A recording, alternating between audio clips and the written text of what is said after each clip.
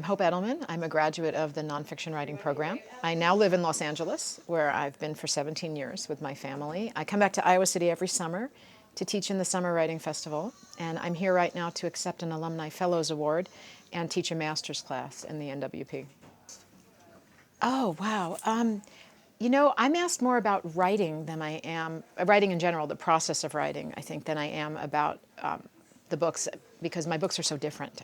I'm working on the 7th one now, and the first few were in the same subject wheelhouse, and the rest went all over the place. I like to learn new things all the time, and that's reflected in my work. I'm asked, do I write every day? Do I have a writing routine or a writing habit? I think that's the most common question that I'm asked, because I teach so much as well. The answer is no. I feel badly telling my students that I don't write every day, that sometimes I go for several days in a row without writing, and then I'll binge write, which is how I get my books done.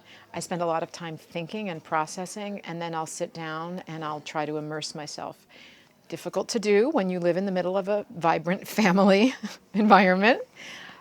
I've been lucky enough to have a spouse who will take the kids sometimes for days or even a week at a time, so I can just go away and write and get a lot of work done in a concentrated period of time.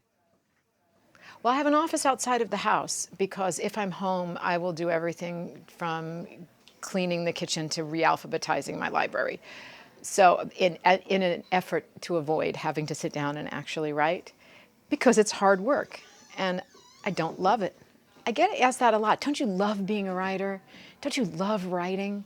Generally from people who don't do it for a living or a profession, I find it difficult. And because of the personal nature of the work that I do, I find it often very painful. And I will sit down and write when I have a deadline, and I have no choice but to sit down and write, because someone on the other end is waiting to receive my work. I am pathologically responsible in that way. I will get work done if I know someone's waiting for it. Harder to write just for myself or for the pure pleasure of writing, because it's so painful. But I do have an office outside of the house, and I find that very valuable and very necessary so that I can separate my home life from my work life. But I also like writing in cafes, and my office is strategically positioned above one of the cafes in Topanga Canyon, California, where I live. So I can go downstairs with my laptop at any time and have the illusion of company in the cafe. Topanga Canyon is a unique, idiosyncratic little canyon town in Los Angeles County. It's very much the Woodstock of Los Angeles, which is to say we have a lot of really interesting, unique characters who tend to populate that cafe. And I think of them as like my people. It's like being in a Newhart sitcom when I go down there for half an hour just to take a break. The dining room table at my house, or the living room of my house, because if anyone else is home. I can work fine at home if nobody else is there, but I'm the mom, and so I'm perceived as perennially available to all of my family members. I could be sitting on the computer deeply immersed in a passage of writing, and someone will come over and ask me a question about what's in the refrigerator as if I'm not working. It's not done out of a lack of respect to my work. My family really does support the work I do. But when they see me in the house, they think of me as available. So I can't get work done because of the external stimuli there. Thinking about, is there any place where I can't work? No, I can work with any amount of noise around me. I prefer, like in a cafe, but it has to be background noise. I don't work well with music playing in the background. If I'm alone in my office, I need it to be quiet. If I'm in a public space, I can work almost anywhere. When my kids were really young, I used to work at Chuck E. Cheese. Unbelievably, I don't know if you know. Do you know what a Chuck E. Cheese is? Yeah, you do know. Pretty much everyone knows Chuck E. Cheese. It is the loudest, most colorful, most chaotic work environment that I can imagine. And yet, just because my children at a certain age would be occupied there, and I'd know they were self-contained and couldn't get out of the building, I could sit at the table with my laptop. And in fact, I wrote part of Motherless Mothers in Chuck E. Cheese. Little known fact. Maybe the first time I've ever talked about that, actually. I tend to overuse commas. I have to go back and edit out a lot of my commas and rework punctuation, make my sentences shorter. It was a challenging book to write, not only because it was the first time I was writing somebody else's story as a book-length narrative, but because I was writing two stories, really.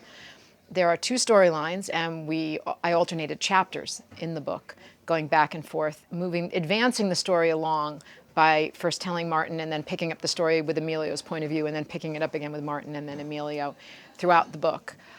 It was like putting a giant puzzle together. And in fact, these are film guys, so we storyboarded the book together, and that was really useful. I got a big white whiteboard, magnetic whiteboard, and index cards, and I wrote the scenes that I thought should be in the book and that we had agreed upon, and then we positioned them on the whiteboard with magnets. So in a film, you would do a storyboard with illustrations. We did it with text. And I brought it to each of their houses, and we started moving the cards around, taking some off, adding new ones. And then I put it in my office and had it in front of me as I wrote the book. And found that to be an enormously helpful way to write a book like this. I would do it again. I've thought about that a lot because I live in Los Angeles. I have a number of friends who are documentarians. And I think about how much overlap there is between the work that we do, that writing a long-form journalism piece is much like making a documentary. And oftentimes in documentaries, the filmmaker will come in as a narrator or even a character in their own work. And how editing a documentary is probably very similar to writing a book. I walk. I live in the Santa Monica Mountains, and I find hiking and walking to be incredibly restorative for me. At times, there was certain books that I've written where I would drop my kids at the bus stop and then go walking along the beach because their bus stop's on Pacific Coast Highway.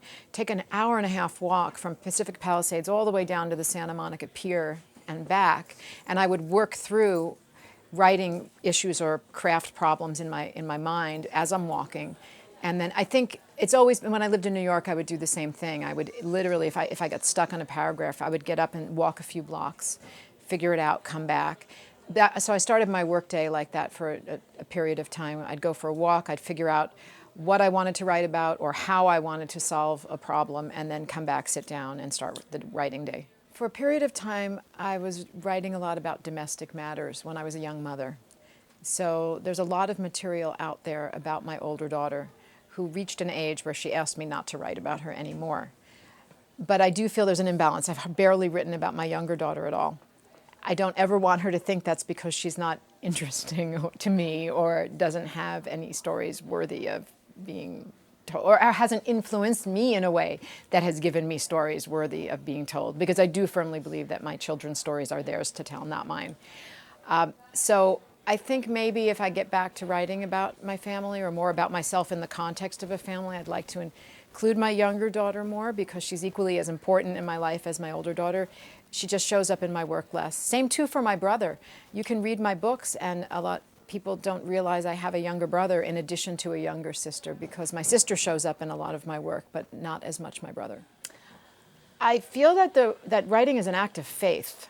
I'm not sure so much an act of spirituality. I'm sure it is for some people. For me, it's more an act of faith because we begin with nothing other than an idea, nothing tangible at least. We begin with the abstract and we make it concrete. And it takes a long time to do that. You have to hold on to the belief that you are going to arrive at a concrete destination at some point with a physical product that you can share with the world. For me, that requires an enormous amount of faith and hope and perseverance, which I suppose are, spiritual qualities for a writer to have. Anybody who has the courage to sit in front of I'd like to say put a pen to paper, but that sounds kind of archaic. Anybody who has the courage to tell a story, real or imagined, to me is a writer.